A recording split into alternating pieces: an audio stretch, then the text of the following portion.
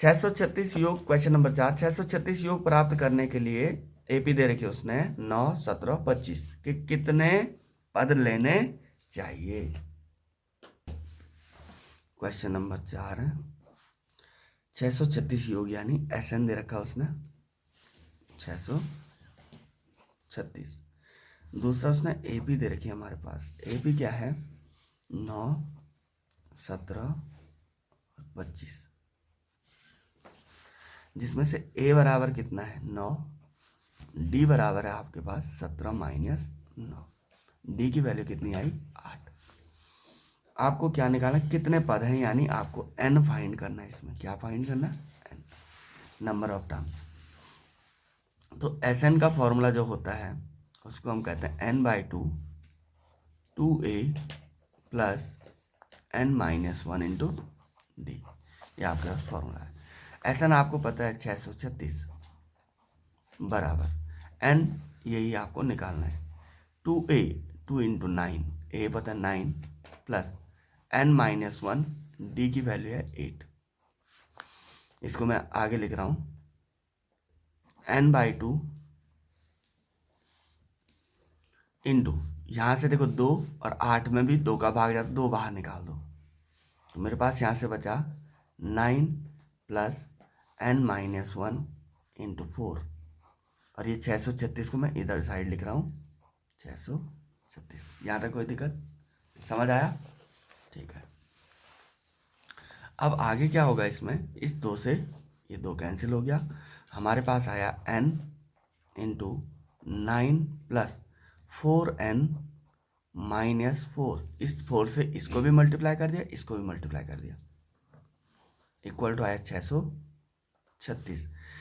अब यहाँ अंदर एक बार और करो, n इंटू 9 माइनस 4 5 हो गया, प्लस 4n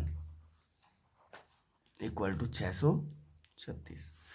तो यहाँ से n से मल्टीप्लाई करेंगे तो 4n स्क्वायर, आगे लिख रहा हूँ मैं 4n स्क्वायर प्लस 5n, और इस 636 को उठा के हम इधर ले आएंगे माइनस 636 बराबर 0। ये आपके पास एक क्वाड्रेटिक इक्वेशन मिल गई, द्विघात समीकरण। अब द्विघात समीकरण जब हम सॉल्व करेंगे तो द्विघात समीकरण सॉल्व करने के लिए आपको क्या करना पड़ेगा, 636 को 4 से गुणा करना पड़ेगा। 636 को जब 4 से गुणा करेंगे तो ये आ रहा है, देखो 636 दूनी हो गया 1272, और 1272 यानी 2544 आ रहा है ये, ठीक है। कितना आ रहा है 2544, कर लेते हैं। यहाँ पे देखो, यहाँ पे मल्टीप्लाई करो,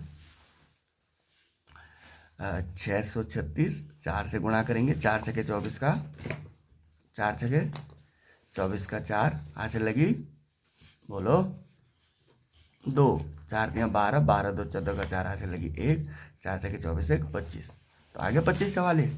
इस 2544 के ऐसे गुणनखंड जिनका अंतर योग कितना आए 5, ठीक है। पहले करेंगे इसको, तो यहाँ सबसे पहले किसका, 2 का 2, 2 एकम 2, 2 दूनी 4, 2 सतह 14, 2 दूनी 4, फिर 2 का देंगे तो 636 आ जाएगा, फिर 2 का देंगे 2 3 6, 2 एकम 2, 2 8 16, 2 का देंगे 2 एकम 2, 2 पंजे 10, 2 में 18, अब 9 1 10 5 15, यानी 3 का जा रहा, 3 3 पंजे 15, 3 3 9। अब इस 53 क्या है, अभाज्य संख्या है ना। अब 53 में तो किसी का नहीं जाता, 53 स्वयं में क्या है, अभाज्य संख्या है।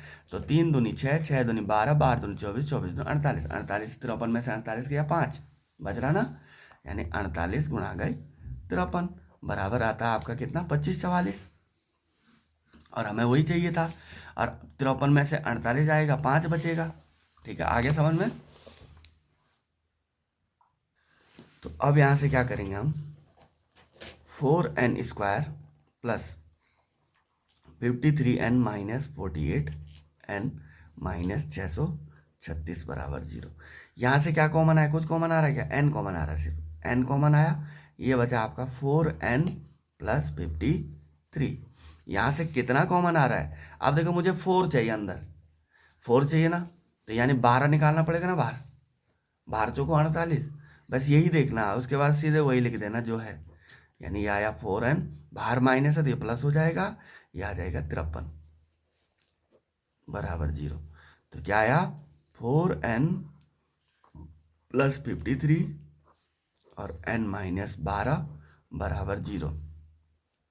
देखो 4n+53 बराबर 0, तो 4n बराबर कितना आया -53, तो n बराबर -53/4, जो कि हो नहीं सकता, क्योंकि संख्याएं किसमें इस टाइप से नहीं होंगी।